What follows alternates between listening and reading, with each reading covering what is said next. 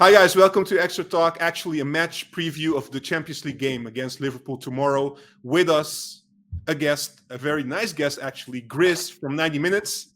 Thank you for being here.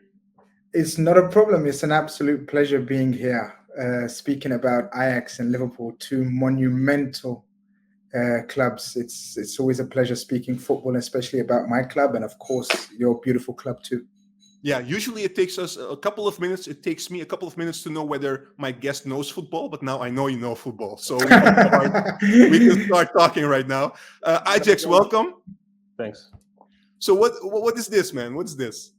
I was just thinking. I was going to ask you guys, what's going on here? Like, is this like a secret plan to wear the same color? No, you should have told me. We're just trying it, because we're playing the red. So if we wear red and we win, we know that we done well, So no, but honestly, for our viewers, we did not call each other or anything like that.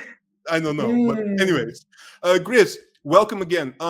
Before we start talking about the match tomorrow, a question which we ask all our guests basically: how did you become a Liverpool fan? My God, you've taken me back now. You've taken me back to the year around 84, 85. Believe it or not, a long time ago. Yeah, man. But look, it was a sad event that actually got my attention to the club. It was So I came back from school and you see the disaster of Heysel, the Heysel disaster, which was the Champions League final, what was called the European Cup final, right, back then. Yep. And obviously you see the events on TV, and at that age, I didn't know what it meant, what's going on, right? So, but then you obviously realize there's an English club involved. And so the events are unfortunate, but then I just started from then just taking an interest in Liverpool, right? Liverpool. And then it just took off when John Barnes signs for Liverpool, and he becomes my hero from that age onwards. Like John Barnes was to English football, he was the most skillful player, right? We're so not used to having too many flair, skillful players, right? And then John Barnes appears on the scene and he's like magic. Like this dribbler, he's elegant on the ball, he's got so much skill. And then from there, my love affair with Liverpool started, and that's it. Since then, just an absolute diehard of Liverpool. Yeah, in those times, you're correct, actually, because in those times, those type of players would stand out, compared to the other players, because it was a different football back then. Totally. It was close. I often scare people because it was close, because growing up, and I'm probably giving my age away, but growing up, Glenn Hoddle I was a massive fan of Glenn Hoddle, who was also another flair player, so un-English-like. Maybe I can say that. You guys know what I mean when I say that, right? I know. So he was just totally different vision. He was the Zidane of the England times. Do you know what I mean? But I went for Barnes. And that's where the story started, man, and I just stuck. Then obviously the heroes after that, non-stop to the current stars of Mohamed Salah, and that's where the story started. It's a great story, Grizz. You're supporting the club from a year that I was actually born around, so you can imagine how many years you're already supporting your club. People can't say I've just jumped on the glory bandwagon. No. I've seen some rough times. Obviously, that was the coming to the end of the glory days. As soon as the 90s hit, my God, I had to bear it. But I guess that shows you, when you support a club, you have to support them through the thick and the thin, right? Yeah. So people can't say I'm a glory hunter. It's been difficult for you guys, like in the Premier League itself, right? But in Europe, you left a footprint. Even in those years, look at those last 5 years alone in the Champions League. You reached this final 3 times. You won it 1 time, but you've been there for 3 out of 5 last editions. You were in the final. That's something. Yeah, that's great. It's not. We often speak about European heritage, right? And these clubs, we have that. We have that. Even sort of Under Rafa Benitez, we managed it twice, and we had some rough seasons with Rafa Benitez in the league. I know we finished second once, but that was twice we reached it, won it once. Possibly you could say we were the better team against AC Milan in the second final. We outplayed them. Even though they outplayed us in the first game, we managed to win. Yeah, yet we were the better team in the second. Yeah, and we were the better team in the second, but they managed to beat us. So we know what it's like. Champions League finals it's a fine margin, so fine, because it's always two amazing teams. They can go either way. Look, Real Madrid, some people will say we didn't deserve to lose up until Mohamed Salah got injured in the first one. Yeah. We were the better team, but then, Mohamed Salah comes off and we didn't have the experience of the bench and everything. It was fairly new in Jurgen Klopp's tenure. But hey, man, it is what it is. Then we managed to win against Spurs. And then this year, obviously, I was in the final. I was in the stadium, man. I can't explain to you how I felt. The goalkeeper just kept pulling off save after save after save. And then when the goalkeeper's playing like that, it's not going to be your day. They have one chance and bang. When you're messing with Benzema and Vinicius, you give them one chance. This Real Madrid have owned this Champions League, man. They literally own it. Yeah, so you can't afford them to give them a one chance and bang, that was game over. Yeah, that's a much deserved win. Not especially the final, but the way they eliminated so many great teams last season. You cannot argue that they didn't deserve it because they knocked out almost all the giants. So yeah, unfortunately for Liverpool, but it was a nice campaign run from their side. So that UCL group we're in together, Liverpool, Ajax, Napoli, and Rangers, of course. What was your reaction when you saw that draw, Grizz? My initial reaction was, wow, the atmosphere in these games. That was my initial reaction. The atmosphere in these grounds is going to be epic. Without doubt, the best atmospheres in the Champions League this season. Oh my God. We already seen Napoli, right? It was crazy atmosphere. I didn't go. I had tickets, but I didn't go. But the atmosphere, and lucky I didn't go, right? but the atmosphere was amazing. We know Ajax is going to be cracking. Your atmosphere for your opening game was cracking atmosphere. We know Rangers, what kind of atmosphere we're going to have. So both legs, for whatever ties there are, that's what I thought initially. In terms of quality, look, I'm going to be honest with you guys, it's an unknown quantity. And I guess we're going to get into it. And the reason for the unknown quantity is because of the new players, the new coach, maybe a change of philosophy, tactics. You've lost so many great players in like just the last two windows, even one window. So there's a bit of an unknown quantity. But we know Ajax, they keep going. How many players are you going to produce? How many great coaches are you going to produce? And the story continues. With Napoli, again, very similar. Lost a lot of players, but obviously, as we saw the other night, or last week, I should say, my God, they've replaced quality with quality. And obviously, we felt the full brunt of it. But again, with you guys, we don't know what to expect. I'm not sure if Ajax fans knew quite what to expect after losing so many great players, right? But as I said, you guys have this habit, have this setup where nothing phases you. Great players come, great players go, and you keep going. So it's interesting, man, to get your viewpoint on, how you guys think you're going to fare. Yeah. So Ajax will be joining your live show later on. So if people can also join. But when we publish this, it will be already done. So there was one hell of a live show, Grizz. Wow. I want to ask a question, right? More about Liverpool right now, because our viewers also want to know a little bit more about Liverpool. A lot of watch Premier League and these kind of things. So what's been happening at the start of the season? Can you explain this to us? Because for us, maybe for you as well, but for us, it's a little bit like a shock, because one thing we've learned throughout the seasons with Klopp is consistency. So what's happening according to you?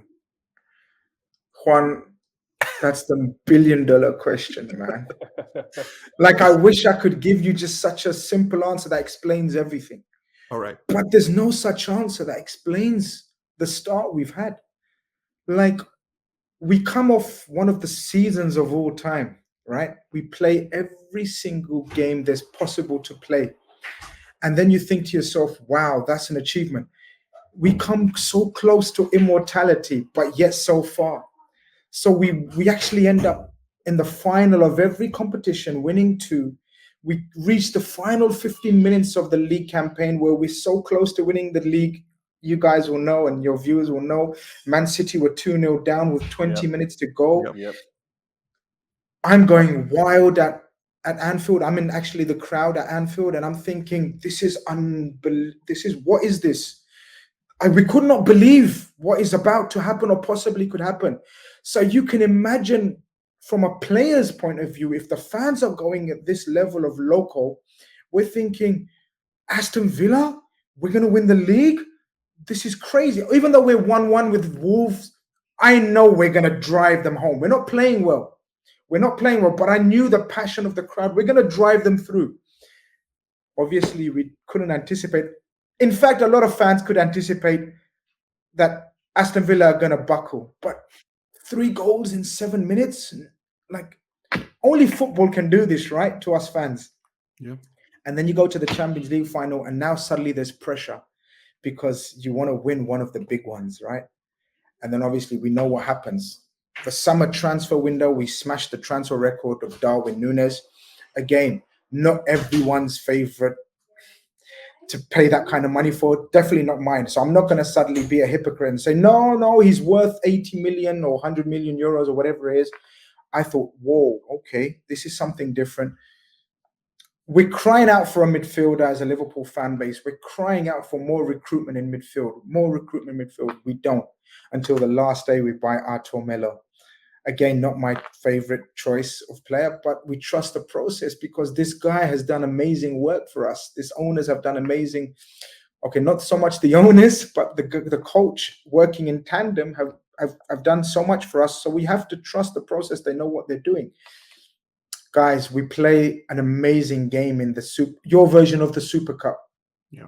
Right? Our version of the Community Shield is called, right? So is it called Super Cup for you guys? Yeah, something like that. Actually called the Johan Cruyff Johan Cruyff Schaal. Yeah, but it's the same. It's the same. So who did you guys play in this season's PSV? But let's not talk about that. Let's not talk about it. But it's totally the opposite. Do you get what I mean? So you guys had a disaster in that game, but have won every game since. Yep. Whereas we played them off the park. So we're Ajax PSV is equivalent of Liverpool Man City right now. All right. So we play them off the park.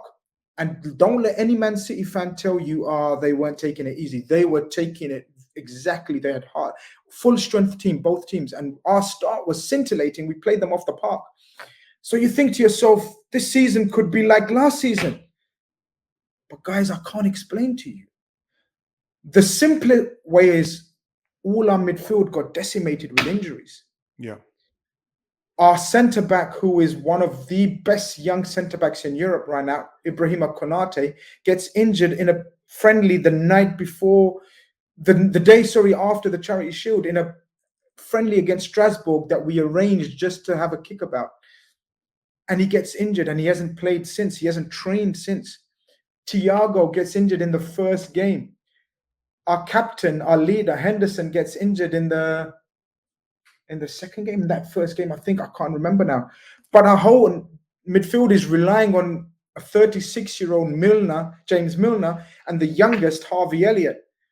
Yeah. I can't explain to you guys. We've just suddenly hit a door and we're still reeling from it. We're still like, the cartoon when the cartoon runs into the door and you can see the cartoon circling around. Like, we don't know what's hit us. Yeah. And now we're facing Napoli, Champions League last week, that Europe sees and thinks, whoa, is this the level of Liverpool right now? Ajax, you guys must be thinking, hey, maybe this ain't the Liverpool that we thought a few weeks ago. And you're right to think that, guys. I'm not joking with you. You guys have every right to think that right now. So, look, the simple answer to your question, I'm sorry for a long answer, but the simple answer is injuries and fatigue. But we have to fix that somehow. Ajax, quickly on this, pointing out, which was also one of our questions. So talking about the situation right now with Liverpool, as you mentioned, we played each other 2 years ago. How would you compare these two moments? Do you think we are coming at Anfield with more chance, or do you guys as fans expect actually a response from Liverpool? I thought you were asking Ajax. No, Sorry. no, no. I was No. because I just wanted to ask something, but I went Sorry. first. Sorry for that. Sorry. If you could repeat that, then. Sorry, Yeah, I thought you were asking so him. we played each other 2 years ago, right? We were also in the group stage. Yeah. I don't know if you remember a little bit that game, but now we're playing each other again. How would you compare these two moments now? Is it completely different for you now with Liverpool getting Ajax on their turf? Our team Let me rephrase it. How confident are you tomorrow? I'm confident because we always, after a loss, like we always come hard. Yeah. That's what we're afraid of. That's what we we're have afraid to come of. hard. We have to. Yeah. I don't know if you guys know, we had a difficult result against Manchester United. I think Europe knows. Yeah. And then we felt sorry for Bournemouth. Yeah. Yep. 9-0, right? Yep. And we knew what's going to happen. Like Bournemouth knew, everyone knew. The Napoli result was the worst performance I can remember under Jurgen Klopp since the Spurs. We lost to Spurs at Wembley in 2018. We lost 4-1, and that was the worst performance. Since then, we've had losses. Of course, we've had losses. We lose games, not many, but we lose. We've had draws. This was the worst performance since then, and I expect a comeback. And look, it's Ajax. It's at Anfield. It's Champions League. It's night game under the lights. We know the magic of Anfield. And, the last time you guys came to Anfield, I remember it was behind closed doors. Yep. True. Wasn't it? It was closed behind. It was in the COVID season, right? Yes. Correct. Total different atmosphere. I remember Curtis Jones scoring the goal. It was like a tight game.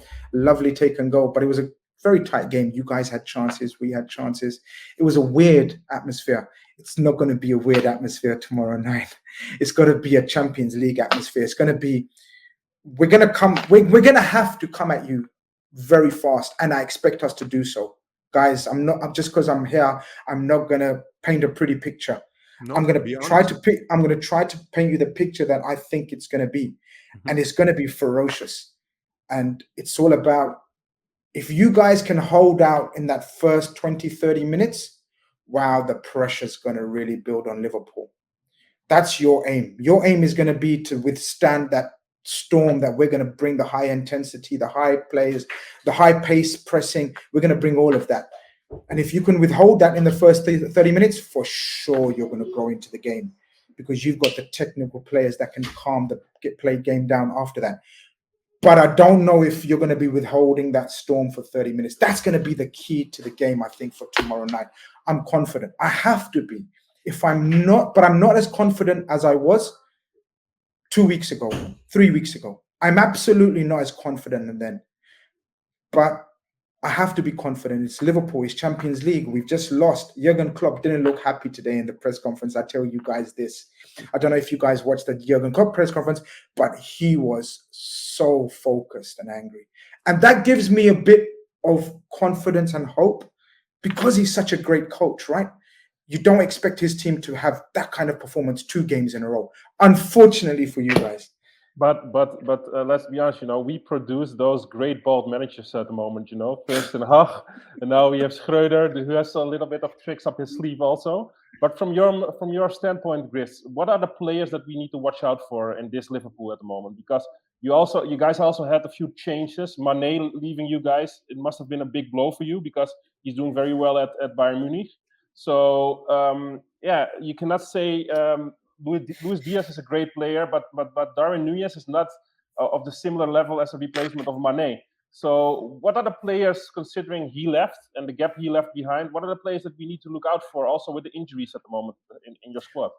Bro, we're almost, it's weird saying this because we've got a few good players. But we're almost pinning our hopes on Thiago Alcantara.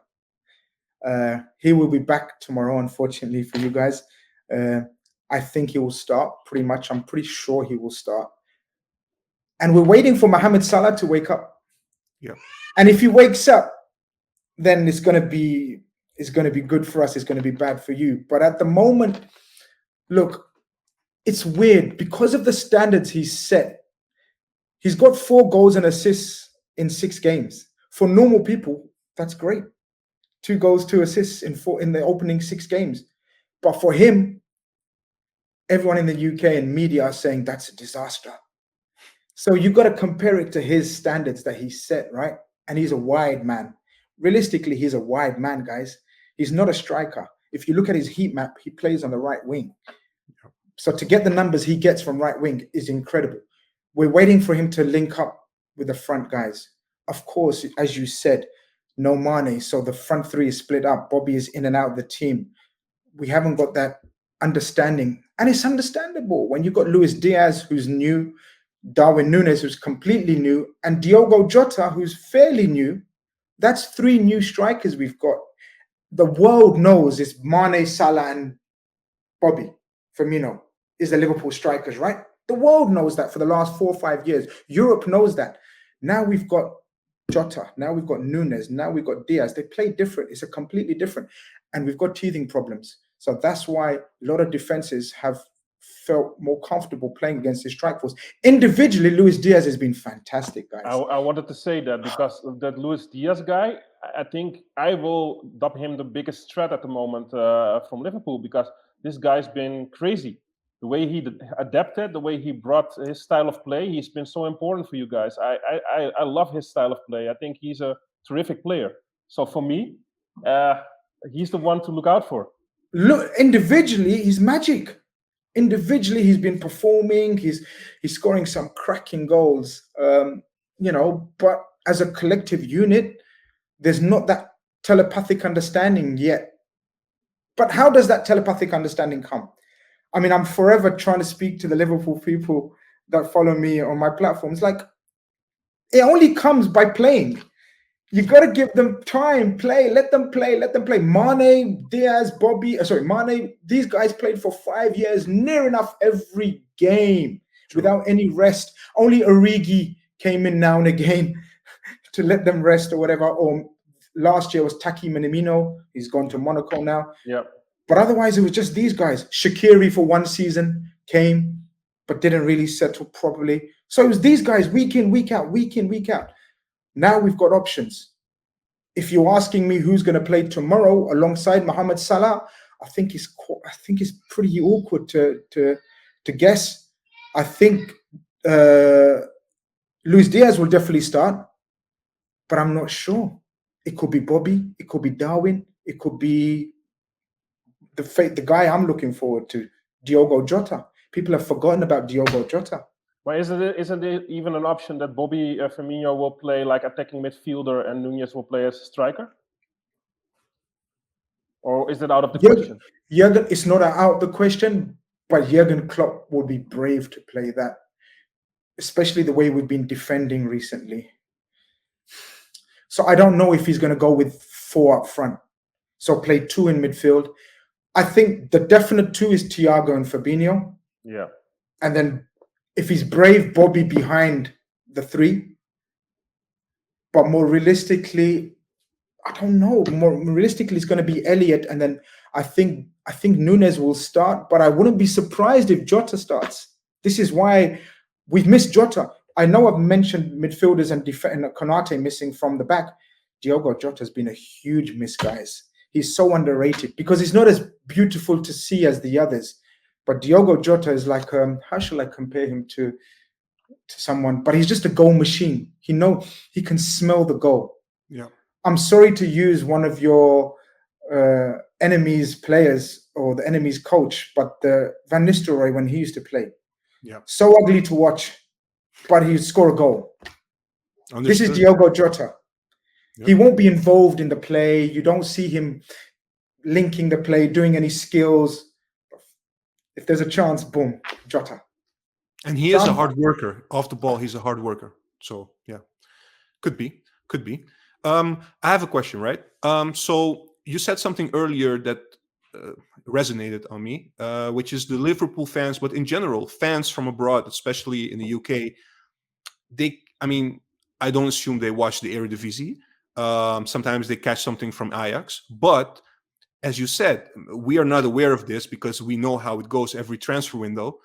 But when you said Ajax always the unknown, the big unknown, how is that translating into how they perceive the matchup for tomorrow? Are they, regardless of how you guys are, but are you guys are they anxious? Are they curious? Are they, how do you call it? Are they a little bit nervous because they don't know what type of Ajax would be performing tomorrow at Anfield? How do you see this? Yeah, exactly. I mean, look, even if you ask the coaches, they will say before Gravenberch, Anthony, Haller, these guys, you've seen them before for a couple of seasons. You know how they, your centre back Martinez, yeah. Right? So that's four massive, huge players. I'm sure I've forgotten someone. Left back, Mazraoui, right? Mazraoui gone to right back. Yeah. So before he's gone to Bayern, and the left back's gone somewhere as well, right? Yeah, but he was not a starter. That was Tagliafico. He played on and off in the last half season. Yeah, but he was important. He was important for us. He was important. Then you got your other centre back Timber, who was unsure, but he stays, right? So it's always the guys I've mentioned. We kind of know how they play. Tadic, we know from Premier League. Even Sebastian Haller, we knew, but obviously he didn't have the greatest time. So you think to yourself, wow, they just lost the whole spine of their team. So the guys that you've brought in, we don't know how they're going to perform. So it's difficult to work out what level Ajax are at. But then you see the performance against Rangers. Of course, Rangers aren't the strongest, but still, any game to win by that margin in the Champions League, you have to play well. Yep. And then you've won every game, right? In your league as well. True. So you got to say, this coach, who, by the way, guys, I'm so sorry, I don't know nothing about. Yet he's just moved in. He's just moved in, and like his Ten Hag, who? You've forgotten him already, because this guy. Actually, we did a little bit. But the thing is, he's familiar for us because he was one of the assistants under the reign of Ten Hag. Then he went to be assistant. No, he went to Hoffenheim first in Germany, and then he went as a assistant coach to Ronald Koeman at Barcelona at his spell there. So then a short time at Club Brugge, was becoming champion there because he was coming in the middle of the season, I believe. Correct, last season. If I'm wrong. Yeah, so he became champion, and then he went back to Ajax. And the thing for us is, he knows our club, he knows our style, he knows a lot of the players already because he was pivotal for us in that 18-19 season, also in the Champions League as an assistant. So that makes the transition a little bit easier for us. Absolutely, and this is it. This is very much like the old system at Liverpool, where we always recruit within, called the boot room. So, the manager, and then his assistant takes over, then his assistant takes over. And Ajax have a great history in that, right? So you guys always promote, or usually promote from within. Yeah, we did it with Frank de Boer at least. So, and he did well in Holland, not so well in the Premier League, but that's a different story. So one more question from my side also, Grizz. You guys had a easy weekend this weekend because it was postponed due to the Queen passing away. So rest in peace, Queen Elizabeth. That's for sure. But you guys didn't play a match because of this. So you have actually a break towards that Champions League fixture. Do you think this is an advantage or a disadvantage for you guys? Because we had to play, of course. It's for sure it's an advantage. Anyone who says it's not an advantage will be lying. Sorry, my daughter just started crying. Just give me 1 second. It's okay. Sorry. So look, it's of course any rest is in the Premier League. When you get 4 or 5 days rest, is an advantage, especially with our injury situation, especially with our form. It's an advantage, you guys. But then you could say, you had a nice, easy win. So you've kept the rhythm and the good feel factor. The confidence is still flowing. So it can work both ways. For us, maybe we could have done with a game to get that out of our system straight away, 2-3 days later. Some people look at it like that. I prefer that we didn't play. I'm going to be honest. It given our time to train more, and we know Jurgen Klopp begs for more training time. So the fact that he's got more training time gives me confidence, guys, gives me hope that we should be better, because Wolves wouldn't have been easy. Bruno Lage has done a fantastic job with Wolves as well. They're a very great counter-attacking team. But it might have been a good test because they play similar to Wolves. They play good football. They like to play possession football. So maybe it would have been a good test as well. But I prefer the rest. We should be fresh. As I said, it's given a chance for Thiago to be fit, Jota to be fit, and they're two crucial players for us. Of course, we've got the bad news of Andrew Robertson won't be playing for you guys. So good news for you guys. So it's Tsimikas probably, right? Tsimikas will definitely play, yeah. Who's a very good replacement, by the way. Yeah. He's very good. But obviously Andrew Robertson is one of the best. Best in Europe. It could be a blessing in disguise also, because in my opinion, your weakness at the moment is also because your fullbacks are pushing up too high, and then the midfield is not always press resistant. So with Tsimikas, maybe he plays a little bit more defensively, or he's as attacking as Robertson is. He's probably more. Even more? Okay. He's mad. He's crazy. He's crazy. He's probably more. He's more of a dribbler than Robertson. Robertson's more of a runner. Yeah. Whereas Tsimikas is more of a dribbler. But it's the midfield that you guys are going to look to dominate and look to take advantage, because at the moment Fabinho you can't recognize Fabinho. I don't know if you guys rate Fabinho or what you know about Fabinho, how much you watch Fabinho. Fabinho, last few years, is one of the best DMs in Europe. But at the moment, he's like a pale shadow of himself, man. I know who you guys have in midfield, and I rate him very highly. I've been watching Edson Alvarez because we were interested in him. We made an inquiry for him as well when we were looking for. When Tchouameni said no, one of the guys we looked for was Edson Alvarez, and Sangare from PSV. So that's why I started studying Edson Alvarez, and my God, what a player. So, but that's you guys are going to try to dominate our midfield. We haven't got any energy in midfield at the moment, and if you guys have got energy in midfield, that's where you're going to try to dominate us. Yeah, absolutely. Okay, right. Look, just to cap off this show, which has been amazing, we do have to do the predictions. So I'm gonna go. I'm gonna go with Grizz first. Ajax, you can say yours, and then I'll take it then after. Go ahead. What do you think? Your gut feeling. Look, if you asked me 3 weeks ago, I would have said comfortable 3-1. You're asking me now, you will definitely score, and I'll be so happy with a 2-1. Just win. But I still think you've got the talent to score a goal, and the way we're defending is an absolute joke. It's a joke, guys. It's nothing. It's like you can't recognize Liverpool. Like, I don't know if you guys seen highlights or the game itself, but it's like schoolboy stuff. And you've definitely got players, especially the likes of Tadic, that can find a pass. Set pieces as well. We look so weak everywhere. But I'm be so happy with the 2-1. I'd be so happy with the 2-1. All right. Ajax, what's your prediction? People are probably going to laugh at me because they do not expect me to say this kind of score, but I just got this feeling, Grizz. I think Ajax is like a very difficult opponent to face at the moment with what you guys are going through, because we're always trying to play our style of football, and we usually do pretty solid against English teams. So I'm sorry for this, but I got this feeling we're going to win 3-1. And I know it's maybe sounds weird because it's Liverpool, it's at Anfield, but I just got this feeling that we are going to play very well tomorrow. And I cannot explain it to you because it's a feeling, but I will stick to my gut. I will stick to my gut feeling, and I will say 1-3 for Ajax. And I'm hoping I'm right, but. Hey guys, listen, it's all about feelings, right? And even though I'm on your channel, I'm going to be honest. I would have said the same if you asked me 2 weeks ago. 3-1, possibly 4-1. I was that confident. We were, but now I wouldn't be surprised if it's a draw. I don't think you'll beat us because of the fact that it's at Anfield, but it wouldn't shock me if it was a draw. You held us to a draw. It wouldn't shock me, honestly. So I'm being honest.